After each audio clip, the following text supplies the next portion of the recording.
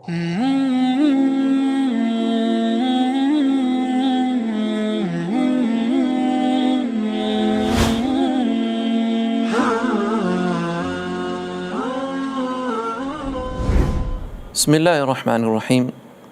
Tema 7 nga shenjat e kiametit në rënditje që kemi përmendur në librin ton është zbulimi në lumin Eufrat, ar apo argjend apo pasuri.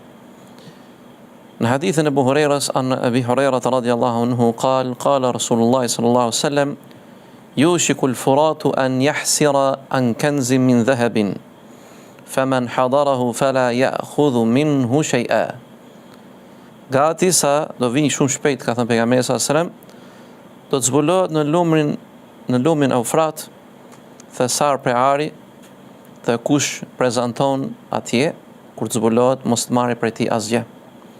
Në hadithin e Ubej bin Ka'bit radhiyallahu anhu qala inni sami'tu Rasulullah sallallahu alajhi wasallam yaqul, e kam dëgjuar pejgamberin sallallahu alajhi wasallam thot yushiku al-furatu an yahsira an jabalin min dhahab. Shumë shpejt lumi Eufrat do të zbulohet në të mal prej ari.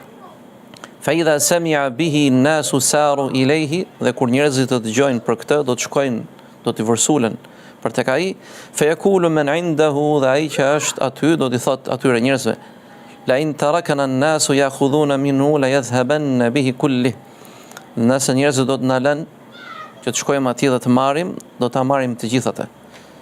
Faqala Nabiu sallallahu alaihi wasallam, dhe tha pejgamberi sallallahu alaihi wasallam, fayaqtatiluna alayhi, fillojnë do të vriten aty me njëri tjetrin, fayuqtalu min kulli 199, dhe nga 100 veta 99 do të vriten.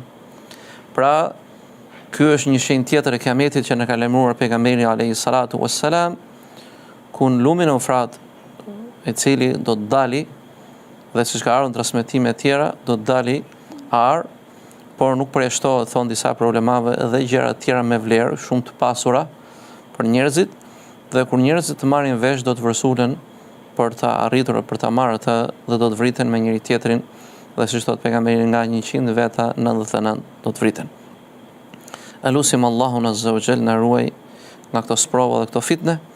Elusim Zotin azza wa jall na ruaj dhe nga fitnja e paras dhe pasurisë. Elusim Zotin azza wa jall na bëj të qëndrueshëm në fenë e tij dhe sunetin e pejgamberit të tij. Assalamu alaikum wa rahmatullah.